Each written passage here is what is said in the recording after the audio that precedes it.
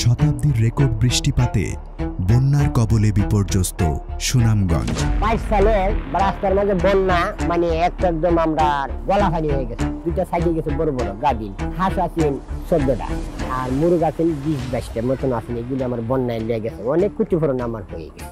সুনামগঞ্জবাসী দেখেছে স্মরণকালের সব থেকে ভয়াবহ রূপ।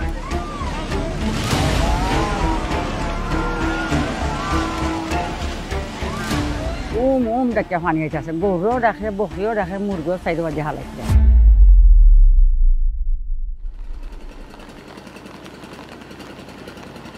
2022 সালের আকস্মিক বন্যায় ক্ষতিগ্রস্ত মানুষের সহায়তায় বাংলাদেশের সিলেট অঞ্চলের সুনামগঞ্জের দোয়ারাবাজার উপজেলায় multi-sectoral recovery response to flood affected communities in Sylhet division Bangladesh প্রকল্পের কাজ শুরু করে এসিএফ এবং FIVDB।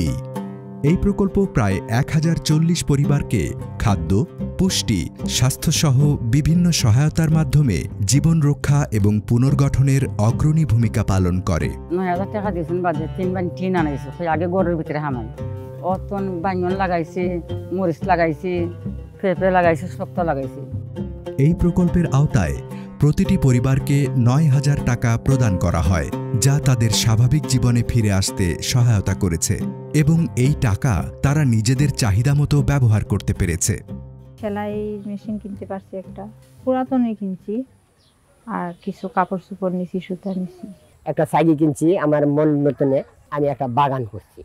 সেই বাগানের থেকে আমি আরো কিছু বেচা কিনা করার থেকে আমি কিছু লাভবান হয়ে আসছি।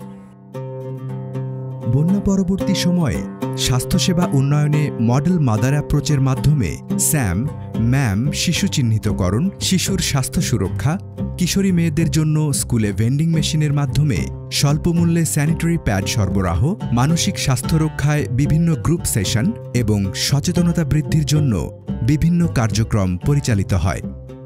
IOSCCF এর মানে কাউন্সিলিং আমরা করছি, কুকিং ডেমনস্ট্রেশন করছি, ফুড ডিস্ট্রিবিউশন করছি, এরপরে গর্ভবতী মাকে কিছু সেশন দিয়েছি, কিশোরীদেরকেও কিছু সেশন দিয়েছি। ওখান থেকে প্যাড কিনে নিতে পারতেছি, আবার স্বল্প মূল্যে দোকানে যাই কিনতে হইতেছে না। ওখানে রিল্যাক্স মোডে ক্লাস করতে পারে বা স্কুলে রেগুলার উপস্থিত থাকতে পারে।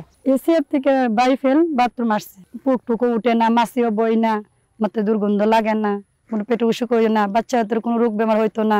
রান্না বান্না শিখাইছে, ডাল, চাউল, সবজি দিয়ে খিচুড়ি পাক করতাম, পাক করে এই পুষ্টি দিয়ে বাচ্চাকে খাওয়াতাম।